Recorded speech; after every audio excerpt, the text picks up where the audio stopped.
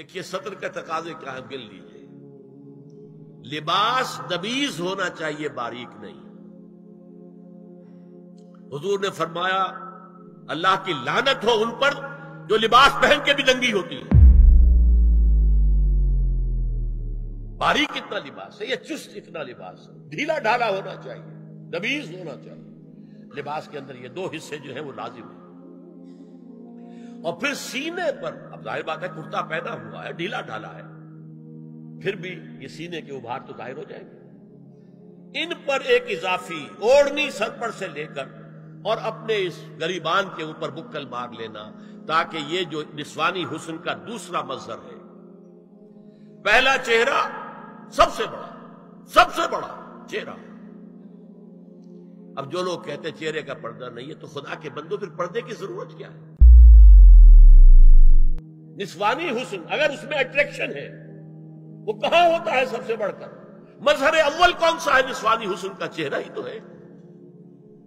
اب میں ذرا شرم کے ساتھ کہہ رہا ہوں، لیکن یہ اپنی شاعری کے کچھ الفاظ آپ کو سنا رہا ہوں۔ یہ لب لعلین کہاں ہوتے ہیں؟ چہرے پر ہوتے ہیں یا کہیں اور ہوتے ہیں؟ یہ عارض گلگوں یہ کہاں ہوتے ہیں؟ چہرے پر ہوتے ہیں یا کمر میں لگے ہوتے ہیں؟ یہ چاہے زقن، ٹھوڑی میں اگر کچھ کھڈا پڑا ہوا ہو، چاہے زقن، یہ تعریفیں جو شاعری میں ہوتی ہیں یہ کہاں ہوتا؟ یہ مشگاں کے تیر یہ کہاں ہوتے ہیں؟ یہ نرگسی آنکھیں یہ کہاں ہوتی ہیں؟ اور ستواں ناک یہ کہاں ہوتی ہے؟ چہرہ ہی تو ہے، سب سے بڑی اٹریکشن تو چہرہ۔ اسی کو نہ چھپایا تو پھر اور کیا چھپایا؟ ہاں دوسری چیز، چھاتی کے ابھار بہت اٹریکٹیو ہوتے ہیں انسان کے لیے۔ اس کے لیے یہ ہے کہ وَلْيَضْرِبْنَ بِخُمُرِهِنَّ عَلَى جُيُوبِهِنَّ، کرتا بھی نبیز کپڑے کا ہو، کرتا جو ہے ڈھیلا ڈھالا بھی ہو، شلوار اور نبیز تر کپڑے کی ہو، ڈھیلی ڈھالی ہو، اور اوڑھنی کا بکل جو ہے اپنے سینے پر مار لیا جائے۔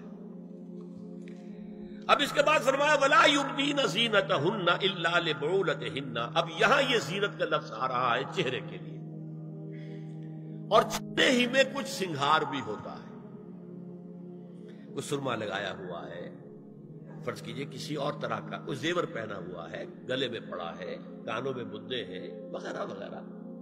یہ زینت چہرہ اور اس کے ساتھ کوئی بناؤ سنگھار کا معاملہ، جس کی کہ حضور صلی اللہ علیہ وسلم نے تلقین کی ہے۔ عورت کو گھر میں بنسور کر رہنا چاہیے، شوہر کے لیے ایٹریکٹیو رہنا چاہیے۔ خاص طور پر شوہر جب آنے والا ہے شام کو دفتر سے، اس وقت عورت جو ہے بنسور کر رہے ہیں، اس لیے کہ اصل مقصد کیا ہے؟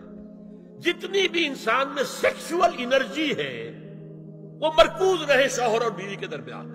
یہ فلسفہ ہے، ادھر ادھر نگاہ جائے نا۔ جتنا یہ bond of love in spouses کے درمیان مضبوط ہوگا، اتنا ہی خاندان کا ادارہ مضبوط، صحت مند اور اگلی